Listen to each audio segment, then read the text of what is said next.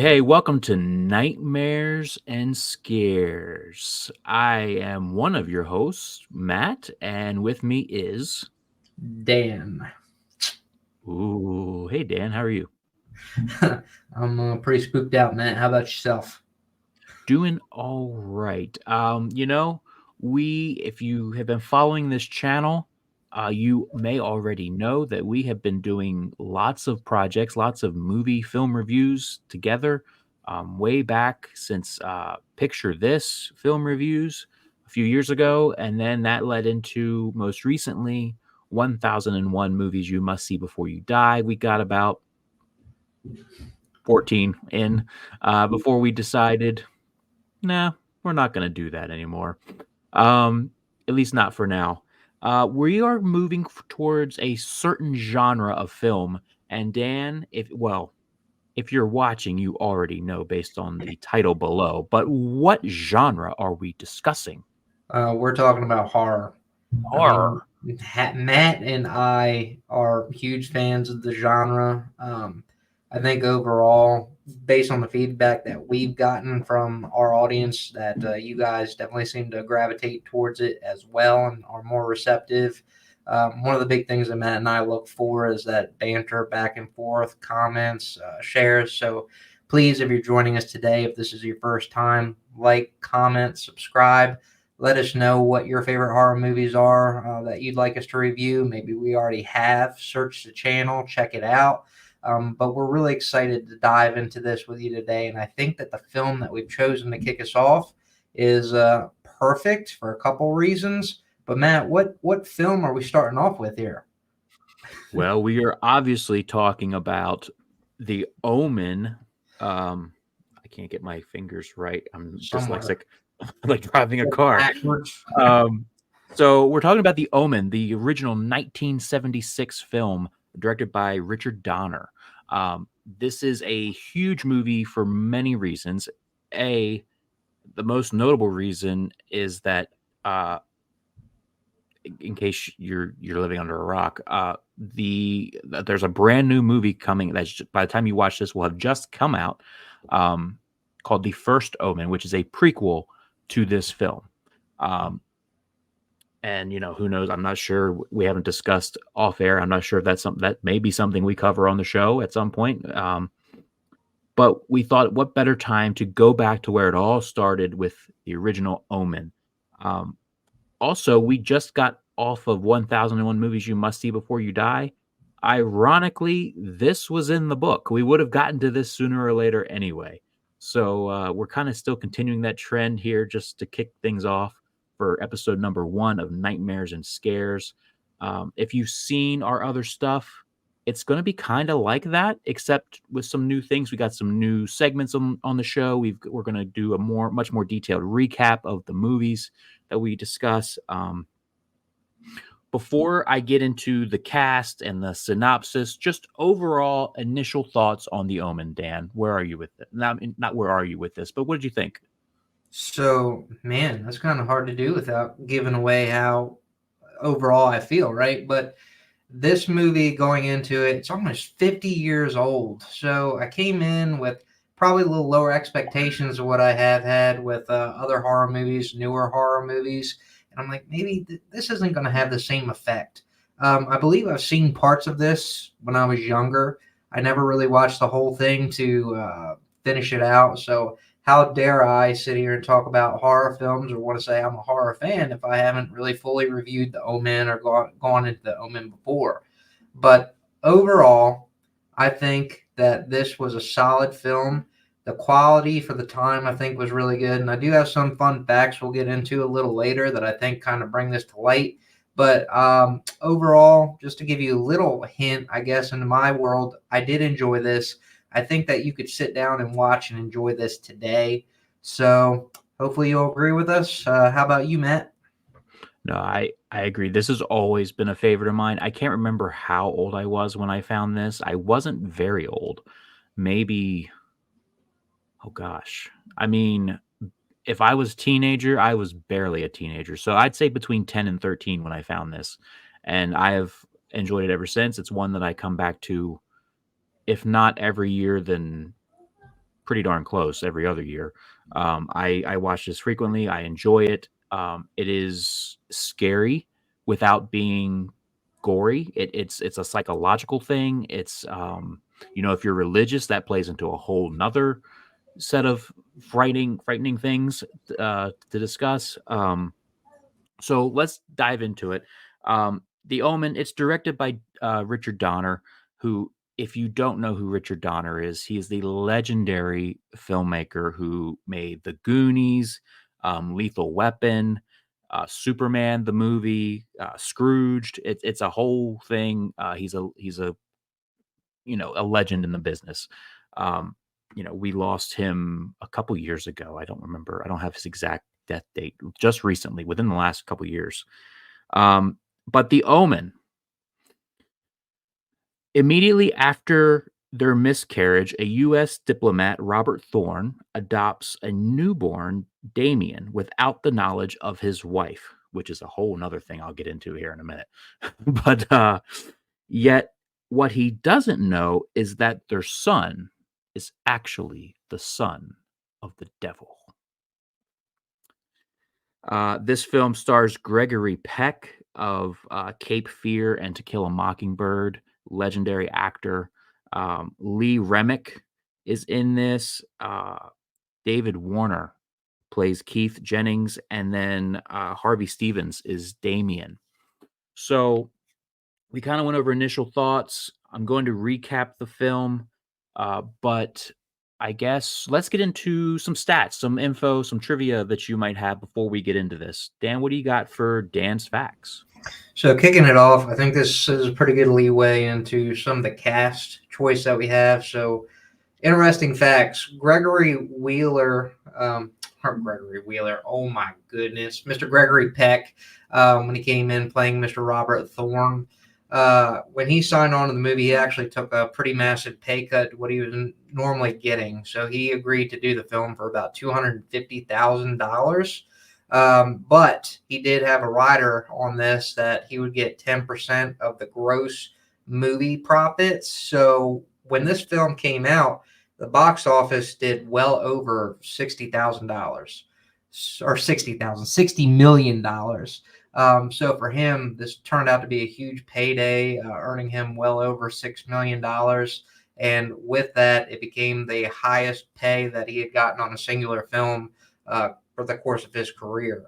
That being said, we didn't list him, but the young actor Harvey Stevens, this was his debut, who played Damien, was cast because of a infamous run-in that he had with Richard Donner. So Richard Donner, who Matt was describing earlier, the director, had asked or auditioned some children for this role, and he wanted the children to pretend that he was the mother and that he wanted them to attack him.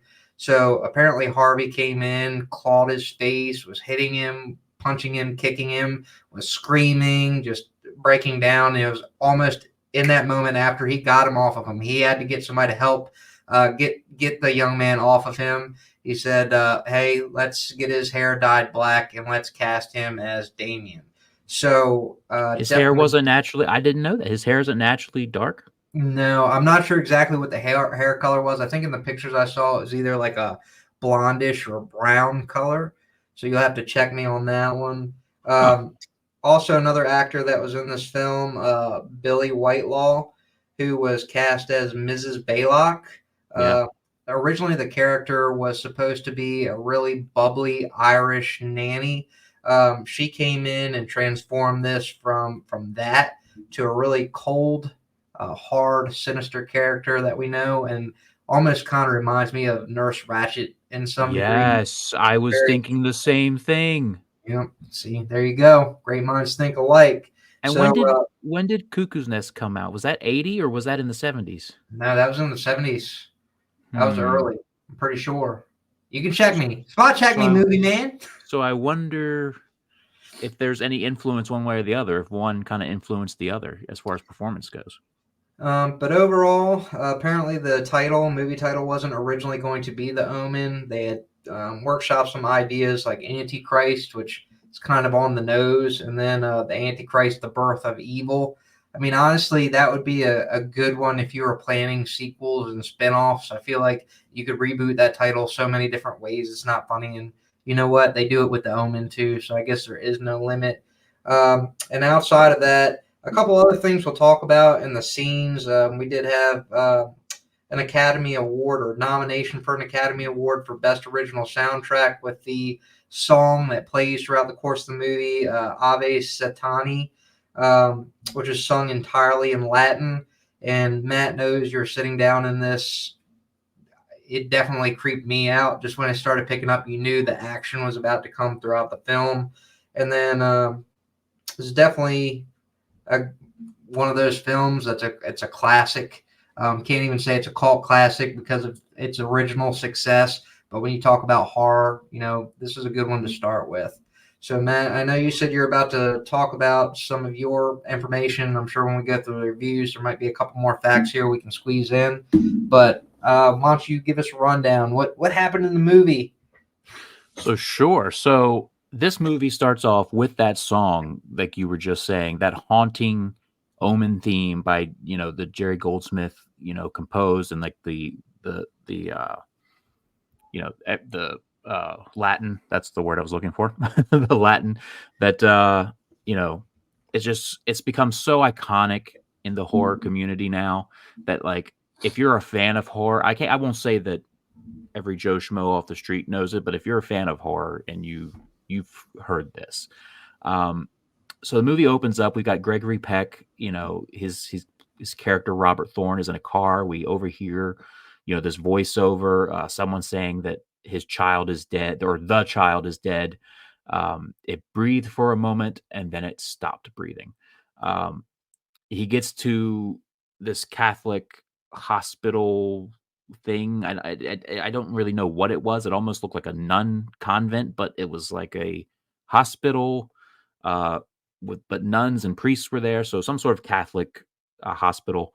Um, and we see Robert talking to the priest, and basically the priest has told him that his son has died at birth, and they convince him to adopt another baby in place of the baby that died, and just don't tell your wife.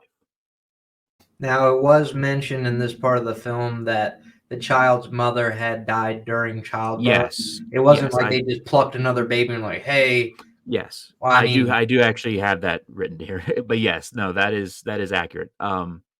Yeah, they tell him that the child that he would be adopting's mother has died at birth, and that and I keep want to call him Gregory Peck, which he is, but Robert Thorne's, he's talking about his wife. She won't be able to withstand, that she lost the child, but and that's kind of what I guess motivates him to do this. But I got a lot of red flags in this movie, like, as far as, like, hello, big sign right here.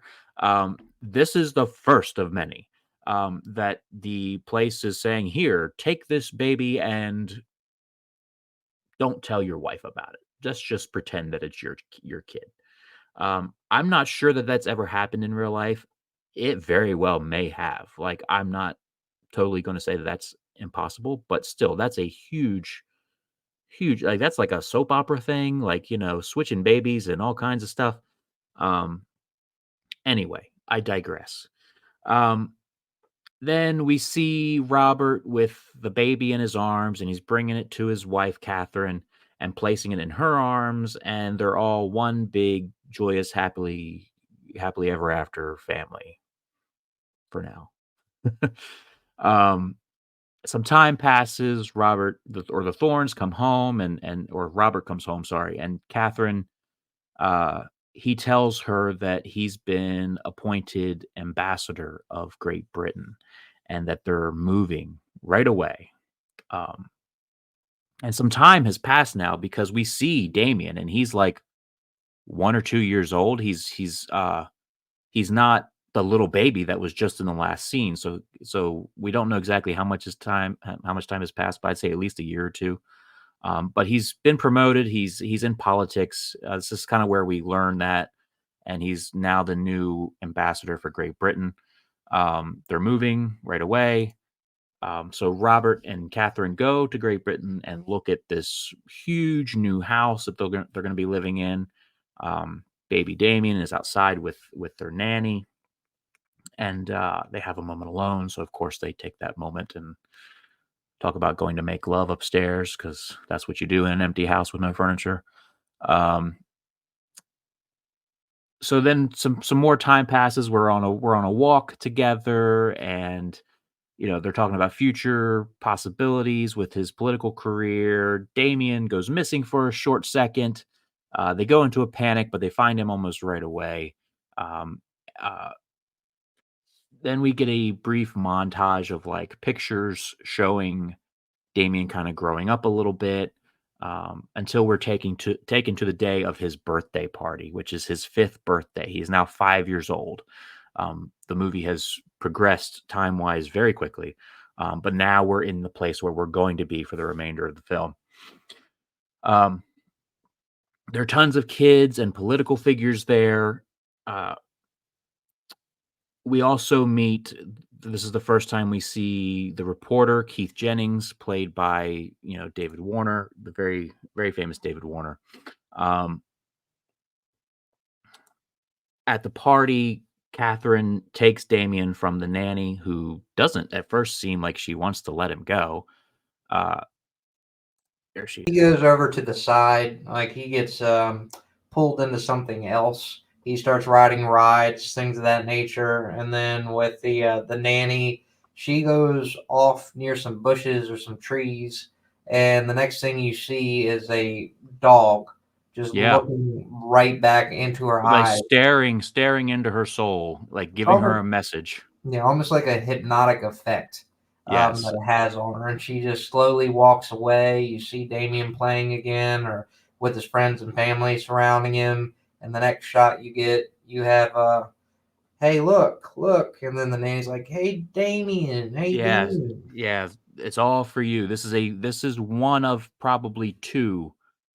If you were to pick two classics moments from this film, this is probably number one, where she's on the top, outside the window on one of the top floors, basically shouting for Damien to look at her. She's got a noose around her neck. She's saying, "It's all for you. I love you, Damien. It's all for you." Um, and she hangs herself.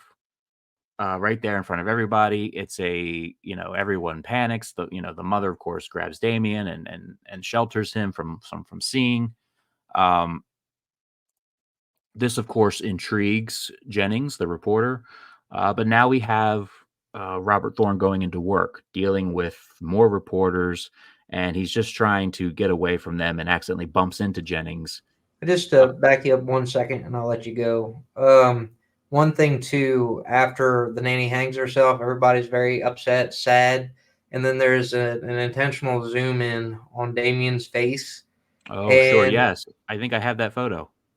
Yes, and he sees the dog, and the dog and Damien kind of have this unspoken hypnotic language. And someone asked me not too long ago, um, does the dog represent, is it meant to represent Satan? And I said, I don't know. That's a good question. so the dog itself is actually representative of a hellhound, which is a servant of Satan. Okay, So to do Satan's will on earth, one of his minions that he has, other than the apostates and everything else that it talks about. sure. Um, but yeah, so back the next day, Thorne is at work and he bumps into Jennings, along with the other reporters, and accidentally breaks his camera. Um, he offers to pay for it, but Jennings says it's fine, and the ambassador Thorne will just owe him one. Um, so then Robert gets this call from a priest from Rome, who's there to see him, because he's a big important man now. So people come all the way from Rome to come see this guy. Father Brennan enters and immediately begins to warn Robert that he needs to accept Christ as his savior. He says it's the only way to defeat the son of the devil. And this is kind other than, I mean, if you went into this in 1976, you probably already knew what it was about. But this is really the first time that it's kind of acknowledged that we're dealing with maybe the son of the devil in the movie. As far as the movie goes, as a viewer, you kind of already know that. But as far as the film, this is the first time it's kind of said, "Oh, this is who this child probably is." Um, so he needs to accept Christ as a savior to defeat the son of the devil. Only through Christ can they fight him. Uh, Thorne, of course, calls for security so they can remove him, but Brennan yells and demands that he was at the hospital the night that Damien was born and witnessed the birth. And of course, this intrigues Mr. Thorne, and he wants to know, is it blackmail or what is going on? And Brennan just says he saw its mother.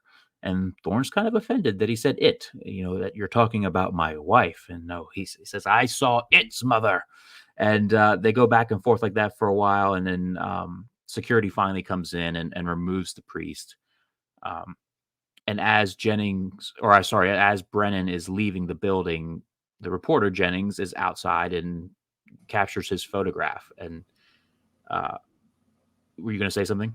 And on that too, I think before Brennan ends up getting pulled out of the room, he starts to say what or who the mother was. And I missed it, Yes. and I was going to ask you, do you know what he had said? Did it say J.A.? Yes, I believe he says that the mother was a jackal, which comes back around later on. But yes, he gets cut off. So he says jackal, but there's a lot of ruffling, and he's getting more or less tackled by security. So it's not easy to hear. But Jennings is now in the dark room developing photos and notices that on Father Brennan's picture, there seems to be like a large spike shadow going through the priest. Um, and it's just kind of like, huh, that's weird. But we're now back at the Thorne residence. Mrs. Baylock arrives. The infamous Mrs. Baylock arrives to be the new nanny. She asks to be alone with Damien. Red flag number 2. But they're like Um, also so chill with it initially. They're like, oh, yeah, sure. yeah. This woman just shows up, and they do. I'll get there in a second. They do kind of question it for a second, but not as much as I would have. This woman just shows up out of the blue, like, "Oh, I'm here to be your son's new nanny. Can I have alone time with him?" Like, "Woman, I just met you 30 seconds ago. You're not going Especially if anywhere you're near to like a begin with." high profile person, like an Right, ambassador or right, something like, right. He's like a yeah. politician. Like, there should be way more security there than there is. Um, Catherine likes her and asks where Robert found her, and Robert's like, "I didn't find her. I thought you did." Um, Red flag number 3, they don't know where she's from. And that's when they They start rushing off, right? And it's like, oh, Yes. crap. Yes, so they rush to go find her, and she's making her way down the hall, bolting for Damien. Um, but they do question her on it, and Baylock says that the agency sent her, that since the nanny passed away, that the agency sent a replacement to make up for what happened, and that it's her job to make sure that Damien forgets about that horrible day. Um, and they just kind of seem to accept this. They just like, oh, cool. I mean, they do say, Catherine does say, "Oh, I will call to follow up and make sure that's the case." And Gets the little envelope and yeah, and Baylock hands probably this just envelope. like "Oh, stuck here's in my a references," and drawer. she's like, "Oh, here's my references," and they're like, "Oh, okay, cool. This is all I Thanks. need." Yeah, Trash. yeah.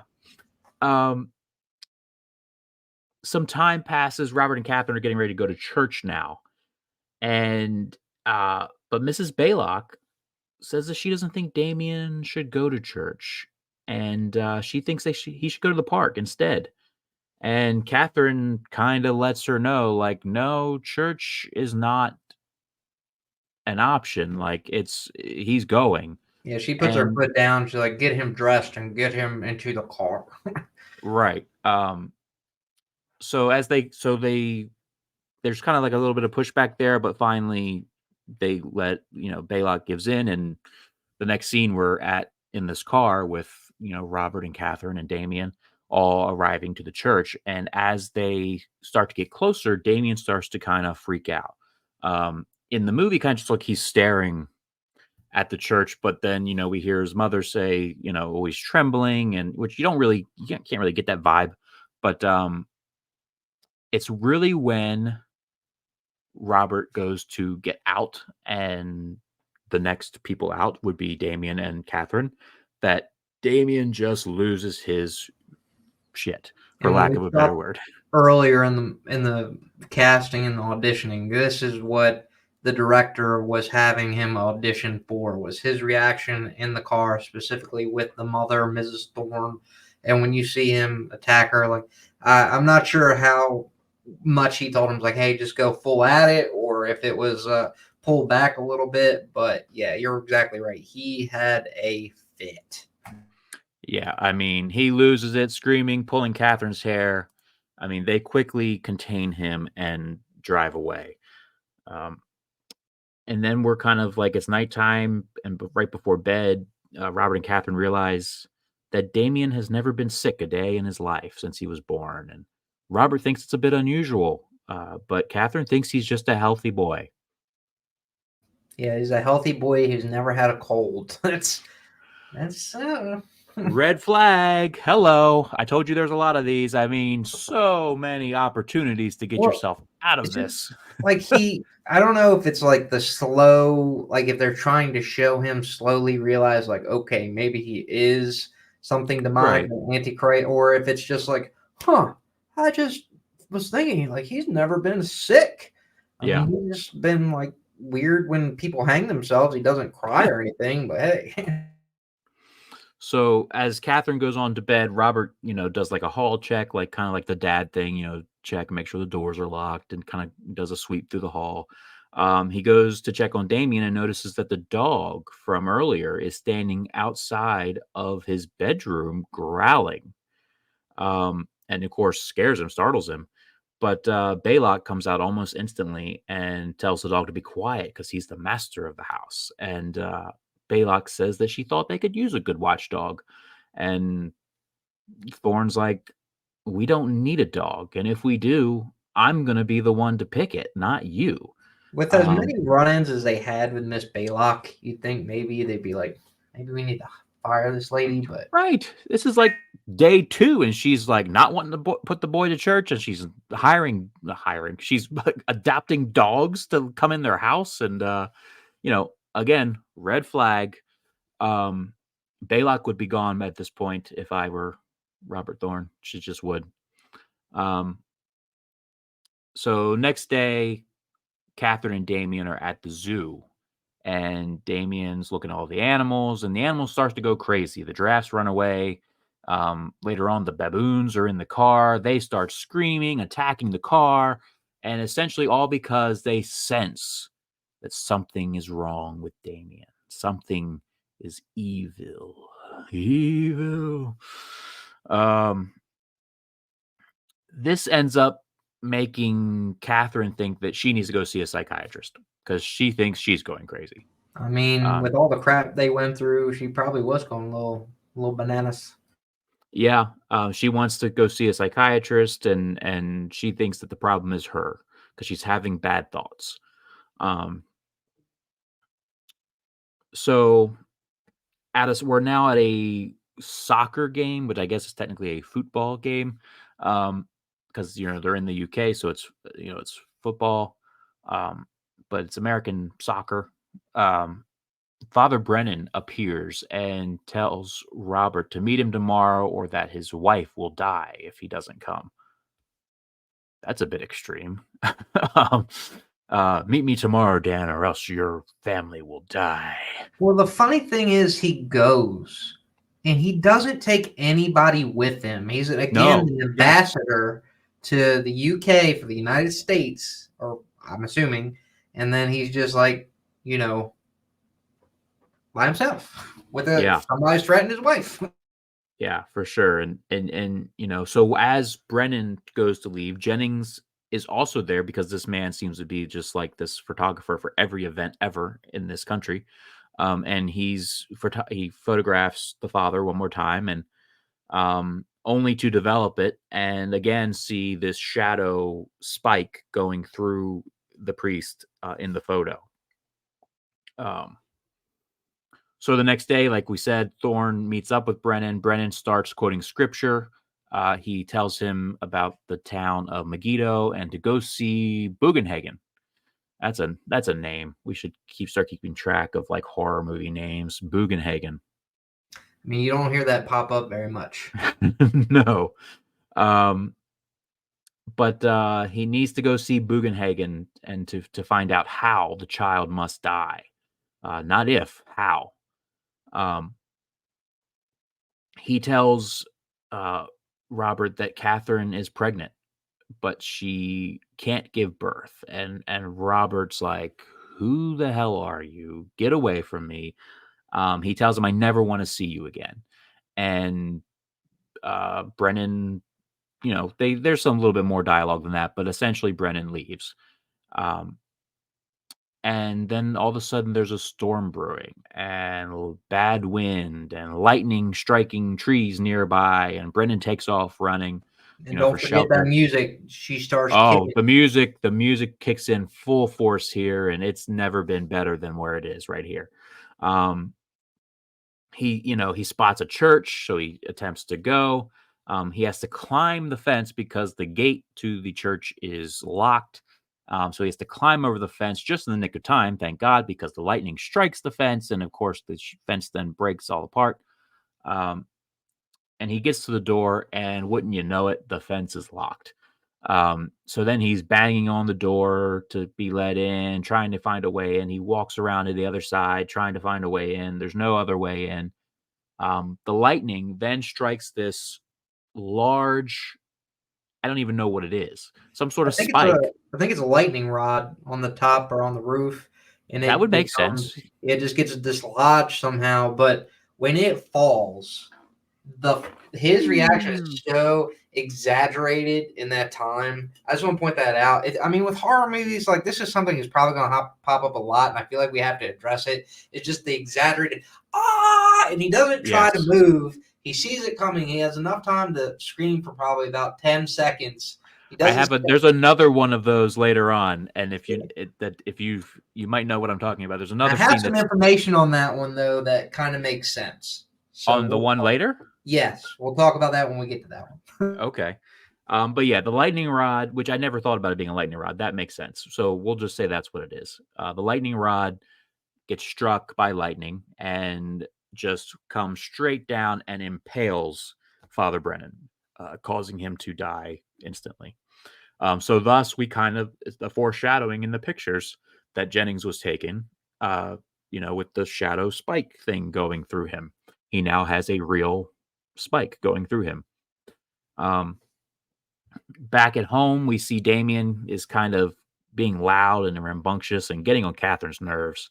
And Robert thinks he's only playing and not being, he's no harm. And Mrs. Baylock has to come in and take Damien out of the room. And that's when Catherine tells Robert that she's pregnant. So Brennan was right. And she wants an abortion. This is kind of a red flag, too. That, the priest that doesn't know me knew that my wife was pregnant. Well, this is what another thing I was curious about, and I don't know if it's ever answered, but I almost felt like perhaps the doctor was involved somehow with, the satanic side of it because he was Mm, one of the ones that was like, yeah, I think your wife should get an abortion. I think your wife should get an abortion. Now, in my thinking, yes, you should have that as an option available, but are you going to be pushing that on a patient? I mean, if I believe there to be like a health thing, or if it was something that, they expressed that maybe she's like, I don't want to have another kid, it would make sense. But he was just like, hey, like, she doesn't yeah. need another child, doesn't need another child. So I was curious about that. Yeah.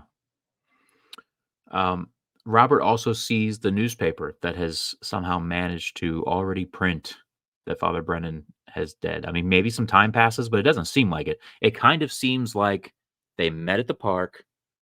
Father Brennan died. Robert gets home from the park, and now Father Brennan's death is already in the newspaper, which is kind of funny. Um, say lightning fast news over there in Britain. Um, Catherine is so then some time does pass. The next day, something later on, Catherine is working with some plants inside the house, some hanging plants that are she has to get up on a ladder or a stool or something I think she has a to. goldfish bowl too, doesn't she? That she like sets on the rail, or is it a vase? Yes, that's a I believe it is a goldfish bowl. Um, and while this is happening, Damien is riding his tricycle in circles as Mrs. Baylock watches him evilishly with like this weird "I could eat you" type of look in her face. Um, and he just keeps riding around in circles, and then Baylock almost telepathically instructs him on what to do next as she opens the door for him to continue triking out of the room. I think it was the other way. I think he instructed her. You think? I think so. Yeah. Huh. Because I always kind of took it, and that's interesting, something we could touch on, because I always took it that right now he's kind of too young to really to know who he is, and that people like the dog and Baylock and the first nanny are here to kind of help lead him into becoming who he is. Yeah. That's how I always kind of took it. I think they definitely are like kind of Miss Baylock and the Hellhounds. I think they definitely are there to kind of help like push along or protect him. But I think ultimately, like he's calling the shots somehow. Like he's the one that was in charge. And like I said, with the nanny in the beginning, maybe not. Like when it kicked things off with the Hellhounds, when they had that stare or whatever. And that's another thing. I don't know if she was somehow involved in it or she just somehow got Right. totally like, woo, I'm gonna go kill myself. But Yeah, we don't know. and sorry for saying that, but yeah. Um, yeah, so Damien rides his bike down the hall and knocks right into his mother, sending her off the ladder and over the banister rail. And she's holding on for a moment for dear life as Damien just watches. And then she does this dramatic fall, as Dan just reenacted, um, and falls to the ground. Um, and then, of course, we now see Robert rushing to the hospital. The doctor tells him that she will recover, but she lost the baby. Um, so she doesn't have to worry about that abortion anymore, I guess.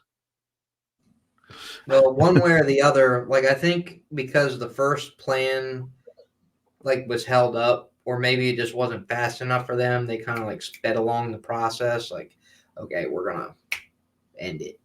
Yeah. Yeah. So Thorne returns home, finds the hellhound, still in Damien's bedroom.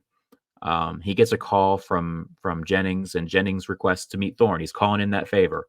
Um, they meet, and he shows him some photos that he took of the original nanny, and at the birthday party where there's a shadow around her neck, just as if like she hung herself. And then he shows the photos of Father Brennan with the spike shadow going through him. Um, and then Jennings also, they casually mention that Jennings casually mentions that Brennan also had 3 6s on him, almost like a birthmark, uh, on his body. And they're like 666. What does this mean? We don't know what this means. Well, I think nowadays most people are familiar with what that is. Back in the 70s, though, I mean, that was a different time. I'm not sure that it was as commonly known that the 666 is like the satanic devil number. So I'm sure that's been around for some time. I can look into Yeah. that later. Yeah, no, I think it's in scripture. I think it's in the Bible if I'm not mistaken. But it does make you wonder, was that not as common as it is in 2024? Yep. Chapter 13, verse 18, the number 666 associated with the beast of Revelation. Uh, yep, the man's number or the number of a man associated with the beast. Um so they go to Brennan's apartment and they go through his things, find his diary, go through his newspaper clippings that he had saved. they start putting together the coincidences of the three sixes, and this is where Thorne comes clean and tells Jennings that his son is dead and that he doesn't know whose son he is raising. Um, and Jennings reveals that he got a photo of himself, a reflection of himself, and it shows a line going through his own neck, and he wants to work with Thorne to get to the bottom of it because he fears that his life may now be in danger as well.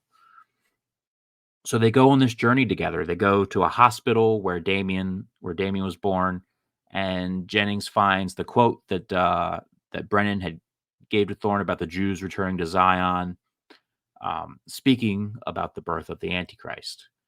They put together that the Antichrist will be born into the world of politics, and that he may one day take over the world. And apparently, the prophecy, as they spoke about it, was actually something that was derived from the screenplay writer and something they came up with. So I always thought that was kind of interesting, and it's chilling, but something that they came up with specifically for this film. What is? The prophecy that I think Thorne tries to recall later. He's trying to recall the whole prophecy about Oh, the but the Antichrist. Jews, Yeah, Zions. Oh, okay. Yeah, I was going to say because I thought at first I thought you were talking about the prophecy of the Antichrist coming up in politics, because that I know is in fact in the yeah, but I'm Bible. sure it did draw inspiration from that. But the prophecy itself, as he recites it, Yes, a few times, that was written up by the screenplay gotcha. Okay, screenwriter. yeah. Um, so you know they learn they go they go to the church where the priest who gave Damien uh to Thorne 5 years ago is, and they meet the guy, and they demand answers, and which kind of leads them to this old abandoned cemetery, um, and they find the graves of both what would be Robert's baby and Damien's mother, because they were kind of buried as a pair, as Damien's mother and Damien, but Damien we know is alive. So they dig up the tombs to find, in Damien's mother's tomb is what looks like dog bones, a jackal, thus referencing that he's the son of a jackal. And in the other grave, for a minute, Robert thinks, well, if there's another animal in here, or if there's something else in here other than baby bones, then maybe my son is still alive. And I found that kind of odd to throw in because it doesn't pay off anywhere. But I guess it would be realistic to kind of have a father think, oh, I wonder if my son is actually alive. Um, but they, remove the tomb. They open the tomb, and they see the baby bones, and Robert is able to tell by looking at them. I think they're because there's a giant hole in the skull Yeah, he's that been punished. that he had been murdered. So he Now, didn't die at birth. one thing too, I think is kind of an interesting movie fact on this. So when you're talking about how they open the one um, casket or the slab, and they revealed that the jackal was the real mother. The name on the grave is Maria Shiana, which is a Hmm. Greek name meaning Mary of the Shadow. So kind of like a play on Mary, Mother of God. So Yeah. Mary of the Shadow. Oh, that's kind of neat as well. Yeah. Hmm. Um, so a bunch of dogs come and kind of chase them out of there. They begin attacking them, biting them, and Jennings and Thorne have to escape. They get back to their hotel room, and Thorne calls Catherine at the hospital and tells her she needs to leave London right away. And she says she will, but as she gets up and starts to get ready, what do you know? Mrs. Baylock is in the hospital room, and Catherine spots Baylock and stands there like this, literally forever. And this is the one I was talking about. I don't know if you said was this the one that you had a reasoning for? The same ones I'm thinking, yeah. And poor lady, man, like Gravity was not her film in this movie either time. No. So she's just kind of standing there and watching as Baylock, like it was almost too long. Yeah, I feel like even for the 70s, it was like I know it's supposed to be like this suspenseful moment, like, and then you see the person walking, and we're cutting back and forth between the person walking and her. "Ah," but it just, oh my god, it went on forever. Um, and then we see the next shot is the exterior of the hospital, and wouldn't you know, here comes Catherine's body flying out the window, screaming all the way down, crash on top of a car, and then the hospital calls Robert to inform him of his wife's passing. So naturally, he's upset. Um, he and Jennings do end up going to Megiddo and talking to Bugenhagen. That's a mouthful.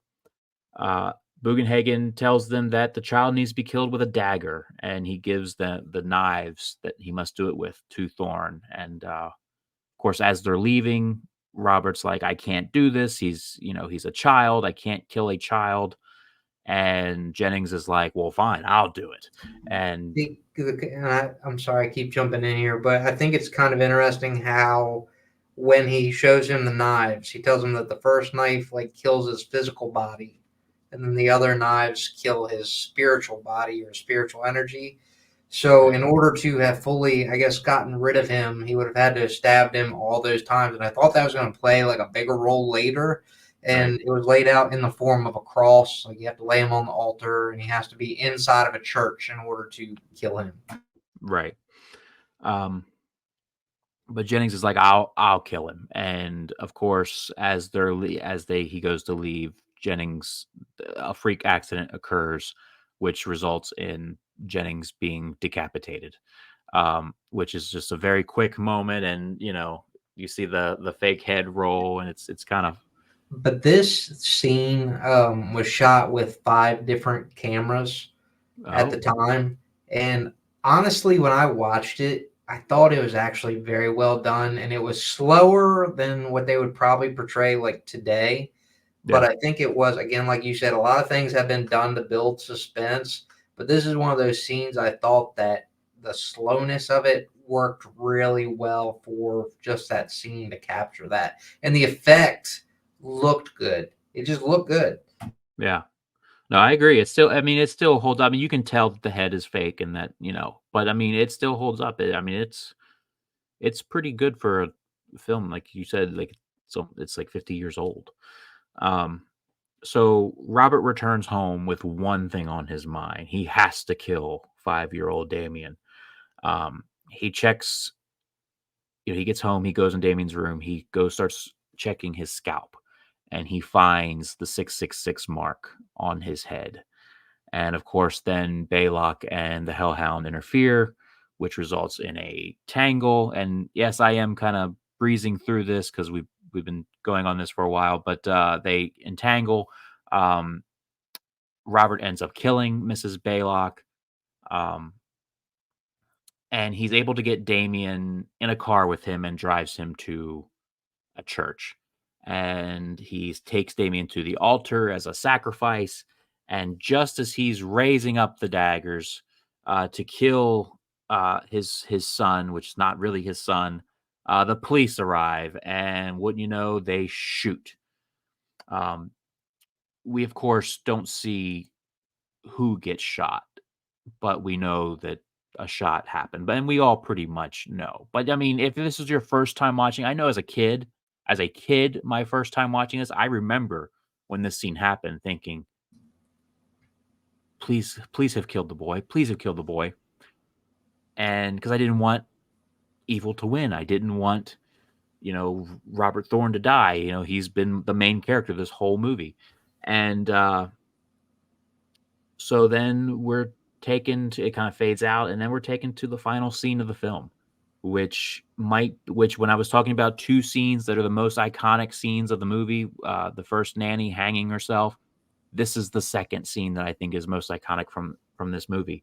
Um, there's a funeral service being held for the Thorns, and we see a man and a child from behind. We see them standing there hand in hand, and someone comes to the man and refers to him as Mr. President.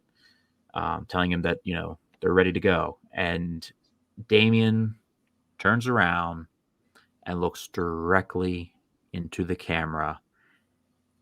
And if the music wasn't there and you hadn't just watched this almost 2-hour film about this child that's evil, you might think, oh, he's a cute kid. He should smile. Well, then he does smile. Yeah, he And does. it's just that much better. And when I That watched this with Kayla, like she said, "Oh my God, he's going to smile. Oh my God, he's going to smile." When he did, like that was one moment she's like, "Yeah, this is perfect." Like yes. they So did do it you know well. the story about that? No, you can tell me that one. Okay, so he wasn't supposed to smile at all. And the script did not call for him to smile. He was supposed to just give that deadpan look right into the camera. He was not supposed to smile. And he kept smiling during practice and during take after take. And Richard Donner, like as they were filming, I guess the story goes that Richard was saying as they were filming it, don't smile, don't smile, don't smile. And he did. And when he did it the last time is the take you see, because Richard thought that it was so perfect and made it look even more evil than just him standing there. And it was like, yeah, I'm grinning because I know who I am and I'm on my way up. I got goosebumps almost talking about it. So he smiles and we get our end credits. And that is the Omen. Whew. Man, good job. Well done. If you didn't Thank you. want to watch the movie and just wanted a play-by-play, Matt did a very good job. That yeah, might have went a little too long. I don't know. We've never done like a recap like that before and other projects. I'm not sure. You'll have to let us know in the comments how you feel about that. If this is just too long for you, let us know. We kind of Maybe want we to do see. this, but we put something in the beginning that's like, if you want to see just the reviews, skip to blah blah blah. But I Yeah, mean, like one of those time marks. You ever see like podcasts or yes, shows where they like time stamps yeah, of there should be a way to put like a title, and you guys are seeing us workshop this as we do it, but there should be a way to section it too. I think yeah, where like it says what it is, like reviews or sure. uh, Yeah, especially walkthrough. with the different segments. We got a couple more segments before we wrap this show up. We're almost at an hour, so we're gonna try to go quickly. But first off, um, two things I want to do first. First, we're going to do real reviews. This is something new that we've never done, but I think it's going to be a fun thing to do each week or each episode. Um, and this is where we're going to take real reviews from you, the people of the interwebs, and we pull one-star review and one 5-star review, and read them, aloud. So I think we discussed beforehand. Dan, you want to take the 1-star? Yep. So I guess to kick it off, we have a 1-star review from Ayana. Not sure where we pulled this from, but the review I have says, "This child needs love. If I had a demon baby, I would nurture it with kindness and care and teach it how to use its powers for good." So I want to I want to talk to you, Ayana, for a second, because number one, if you had a demon baby, apparently you'd be a jackal. So your child would be dead, killed, so you Yeah. could raise almost like a parasite that just not latches on your family to take everything you have. But also, I don't think that he was shorted on love by anybody that was really around him. Like the mother, the father, up to the point where she starts to be like, I don't feel like he's my real son and all this, that, and the other. But he had nannies that cared for Yeah. him. He had people around him that cared for him. And somehow in the end, somehow he jumps from being the son of the ambassador to somehow going home with the president of the United States. So maybe was it a publicity thing? Oh, we're going to adopt this child and da da da da, and set this on the pet. But if you could try to teach, if you were successful in teaching a demon baby how to be good, power to you. We should write a movie about you. I would like to see that movie. But yeah, um, but yeah. Curious, have you ever seen the sequel to this? Have I? No, I don't believe so. Is So it maybe about trying to make it good?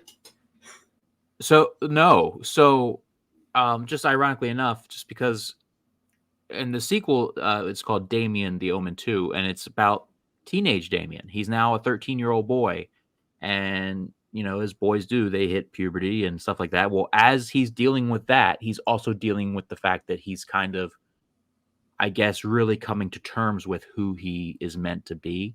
And the reason I bring it up is because in this movie, he does, from what we can tell, go home with the president of the United States, or at least Mr. President, whoever that is. And in the sequel, he's not with the president. He's actually with relatives who's also in politics. It's Robert Thorne's brother.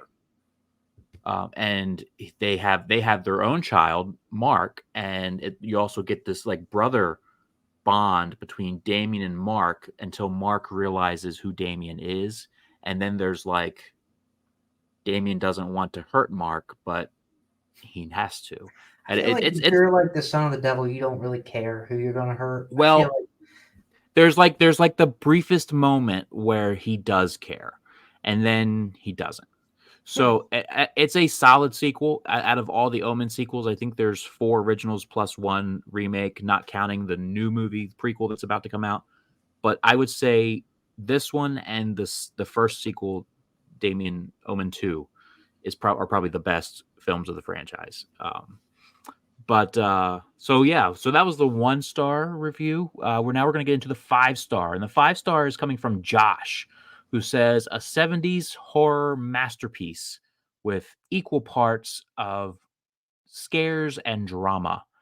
The acting in this feels real. They did a great job portraying a family in danger. The cinematography was incredible. This also had beautiful locations. This film is a classic, not just in horror, but in general. I mean, hey, that sums it up right there for me. Josh hit the nail on the head. So that's our real reviews. We're going to do one more thing, then we're going to rate it, then we're going to send it home. We're going to do something called Shoot the Reboot. This is another new segment on the show. This movie is slightly different only because there technically is a remake. And I guess as we get into horror, especially mainstream horror, we're probably going to come across this a lot, where a lot of horror movies already have remakes or reboots. It's a very common theme in the horror genre. But this movie has a shot-for-shot remake that came out in 2006. I went to the theaters and watched it, and I even thought then there was no point in making this movie because it was literally the same movie down to the second. Like the same exact dialogue, the same exact actions, the same exact everything. Like there was nothing new. And literally the director even came out and said later on, like, oh no, the point of making this remake was so we could release it on 6606. It came out June 6, 2006.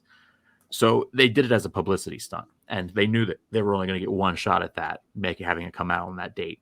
So the remake, I'm not a fan of. I'm sure some people like it, but it's not. I mean, why would you watch that when you could watch this? In my opinion, it's the same film, just better. This version better. But we're going to pretend to shoot our own remake, our own reboot. Shoot the Reboot, where we cast a brand new Omen film. So, Dan, do you want to go first, or do you want me to go first? Yeah, Matt and I did not talk about this beforehand, so we just kind of came up with this on the fly. So some of these might be a little out there to you guys, but I did my best. Matt, I'm sure, did his best, but this is where I would have them. So starting off at the top, Damien Thorne, I would have probably like children actors was a little hard because they don't have a lot of exposure, so I kind of had to do a flashback on this one. But I think when he was smaller, the boy Jackson Robert Scott, who did Georgie, Yes, would have been perfect. That's a good pull. Perfect for that. He did The Prodigy. Did you ever see The Prodigy, where he was like a creepy little kid? Mm-mm. That's another one we might get to at some point. It's not like the best movie, but he plays like the creepy little evil kid. We could pick a good one for that one, and then we have so for Mrs. Thorne, I went with Cara Buono, if I pronounced that correctly, but she plays Mrs. Wheeler in Stranger Things. I don't know if Okay. you Yeah. remember her. I think she'd be a good because she's kind of like in the movie. She's there, but she's not you know fully involved all the time. But she is mom type and all that good stuff and loving to her children. But on top of that, so Mr. Thorne, this is where I kind of went out a little bit. I went with my OG, Mr. Matthew McConaughey, because Okay. the father role, like Gregory Peck did a really good job. He was super serious in this, and I was thinking like who could pull that off. And if he was going at it the same way he did The Gentleman, I think that Matthew McConaughey would be a really good fit for this. Um, and then we had Mrs. Baylock, another one I think I've done before, but I really liked her acting style. Rebecca Ferguson from Doctor Sleep, the Hat Lady. She's creepy Yes. enough to pull that off. I think she could, pull off that just cold demeanor. I mean, she had no problem wrecking kids in Doctor Sleep. Obviously, wouldn't have an issue with putting down Mr. Thorne if it came down to protecting like her one charge, right? And then the reporter. I mean, it's bad because I like certain people. I think it would be interesting to see Matthew Lillard come up as that reporter, the guy that's like helping out, kind of like in was it 13 Ghosts when Yeah. he's like helping them through the and it's like, hey, I found this, and yeah, it kind of has a goofier element, but with the cast and the newer age, it might fit a little better. But I don't know. That's who I had for my lineup on the reboot. I'm interested to see where you're coming at here, Mr. Net. Sure. So I'm way off. I went way more mainstream just because, like Dan mentioned, we did kind of decide to do this super last minute, like right before we hit record. So I was just pulling names out of the air. Um, so for Damien, like Dan, I also had to kind of time travel a bit just because I don't know any current 5-year-old actors that I don't know any current 5-year-old actors, period. Let alone that would be good enough, I think, to fill this role. Even give or take a year, like if he was 6 or 7 or something. Like I don't know any that are like currently that I'm like, oh, this kid's gonna be something. But the last time I saw a kid that I was like, oh, this kid's gonna be something, is who I had to go with. It's kind of basic, especially if you know me. But I went with Jacob Tremblay as Damien, who I think could have pulled this off when he was younger, for sure. Because the kid is phenomenal.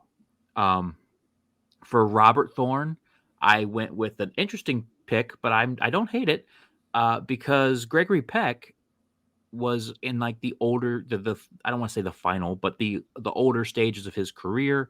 You know, he had done a lot of films. He hadn't done horror and really until this, and this guy's kind of like that. He's a huge star, just like Gregory Peck was, and he's kind of now it's starting to enter the older stages of his career, even though you wouldn't know it by all the impossible Oh boy. things he does. But I would say Tom Cruise would make a You know what? interesting Weirdly Robert enough, it Thorne. makes so much sense. It makes so Doesn't much it? sense. It's kind of, Doesn't it's it kind of say, doesn't stupid. it? Like can't you see him being Robert Thorne, like I can the see him. I ambassador can see and him doing that, and I mean, he could honestly turn out to be the devil at the end of the movie, and it would still make sense. right? Catherine, I kind of got two names. My first name, I went to Kate Winslet, Mm. um, kind of to match the age of Tom Cruise a little better. But then I also went Florence Pugh because she's kind of more newer and kind of like has she's the big star right now. But I think if we're matching age with Tom Cruise, I think I'm going to go Kate Winslet. I think she could do a decent enough job. Um, Keith Jennings, I'm going to steal directly from the remake. The remake had David Thewlis play Keith Jennings, and I don't disagree. In fact, when they first announced that the Omen was being remade back in '05, I, being a fan of David Thewlis, was like, I hope they cast David Thewlis as Keith Jennings because he reminded me a lot of David Warner. And if you don't know who uh, David Thewlis is, you do. Just look him up. He's been in a lot of things. Um, and then Miss Baylock, I went a little older and I went British. I went Emma Thompson. Mm. Um, who, saving Mr. Banks and Love Actually. She was in Cruella recently, as like the bad lady. So I think Cruella is what made her pop in my mind, because that character could kind of be like a Mrs. Baylock. So I went Emma Thompson, and that's Shoot the Reboot. We're gonna wrap this up here. We've been rambling on for over an hour now. Dan, we're gonna rate this 1 out of 10. What do you want to give this? 1 out of 10, like holy Bibles, screaming I think baboons, we got demon 10 6s child, on this. We got 10 6s on this, man. 10, 10 out of 10 6s. 10 out of 10 sixes, 10 out of 10 evil nannies, falling lightning rods. Like, how do you want to rate this? You know what? Yeah, let's do impaled. Impaled. No, that's not a good. That dark. No, why not? We're a horror show. Yes. Yeah, probably. Impaled priests. 10 out of 10 impaled priests. That's what I'm Okay, going. so where do you rate this out of 1 out of 10 impaled priests? I think I'm gonna go all the way up to 9. I think that overall the movie holds up today. Yeah, there were parts that were slower. We picked at it a little bit. I feel like you can always pick at horror movies in certain parts, so it's not to downplay the film. And yeah, try to build a lot of suspense, but a lot of what you see today is like jump scare, jump scare, jump scare, jump scare. And I feel like this film was very close to, I mean, it made me feel anxious just watching it. And it wasn't a ton of gore, it wasn't a ton of like violent scenes. It was very well thought out and put together. The acting was phenomenal. Gregory Peck, I mean, like great. The child actor, everybody that was involved, I think did a really good job. And overall, glad that he got paid at least. Hopefully, everybody else did as well. But yeah, 9 out of 10. 9 impaled priests. Um, I was, you got me thinking now, because I was sure of my number. But I'm lower than you. I'm wondering if I should go up. Oh, you won't outdo me, guys. No, I'm gonna stick with my original number. I'm gonna give it 8. 8 impaled priests out of 10. I think it's a phenomenal movie. I think it's great. I don't dislike it any less than Dan. I just, I'm saving that 9 first, because I know there's other films that we'll talk about that I'll want to give a 9, and I don't know that I'll ever give a film a 10, at least No, in but the horror when genre, you talk maybe. about movies that impact the horror industry, I mean, this is probably It one of the is. It biggest. is certainly. And I think it's a near perfect film. I don't think it's a perfect film, but I think it's a near perfect film. So I think well, I'll tell you what, I'll split in the middle, 8.5, 8.5 out of 8.5 impaled Eight and priests a out of half. 10. He got split in half. The thing Yes. cut him in half. Yes. So that is all. Thank you for watching The Omen, or watching us recap The Omen. So, ladies and gentlemen, let us know uh, how you felt about this. This is episode 1, so it's a little rough, around the edges. If you like the full detailed recap, let us know. If you don't, let us know. If you have movie suggestions you want to hear us talk about, let us know. We thank you. If this is your first time on the channel, welcome. We hope you take a look around and continue to follow us. Make sure you like, subscribe, comment, ring the notification bell so you're alerted every time that we post a new video. If you've been here with us from the beginning, thank you. Thank you for continuing to stay with us. You're the real MVPs. We are going to announce our next pick is actually going to be, Dan. The Cabin in the Woods. The Cabin in the Woods will be the next film that we're talking about. And we are releasing these before with the other shows, we were kind of way ahead. I think we're going to release these a little bit more closer in real time. So it is currently streaming on Hulu. So if you'd like to watch along and then come talk about it with us, feel free to watch it on Hulu and then come back to us when we do our Cabin in the Woods episode. Until then, everybody have a great week, and we'll catch you next time, creeps. See you in your nightmares.